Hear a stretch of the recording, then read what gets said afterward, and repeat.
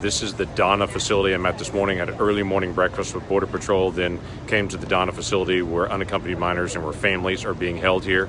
I understand why the Biden team does not want cameras to be allowed in this location. Some of the pods, and there's multiple pods here, the pods where people are being kept are designed for 80 people. One of the pods I went into had 709 kids in it, 709. They were literally piled in, had no room. They were taking turns laying down on the floor because there's no space for them to be able to be there. None of this was true 3 months ago. Literally, when President Biden came in and announced that he was changing the policy, they showed us the stats and showed how it skyrocketed in February and March. Then for these individuals to be able to come in, and it has created this huge crisis. We have a large percentage of folks here that are COVID positive, but they're not tested here for several days. And so they're literally spreading it all around, and then they're released out into HHS custody and into the rest of the country.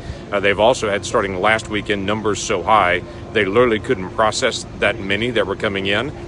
So they just started releasing people just straight out into the country that were any families, any individuals that are here without processing basically at all other than getting their name, basic information.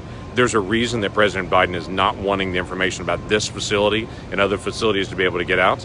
There's also a major reason that the smugglers are actually pushing families through right now into this area, because 41% of the drugs that come in the United States between the ports of entry are coming through in this area right here. So literally they're sending families one way in large groups and then pushing drugs another way into the country.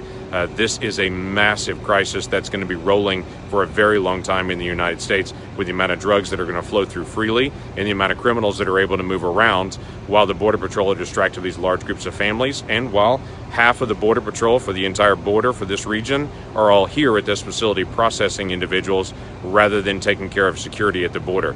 This is a rolling, growing, accelerating crisis.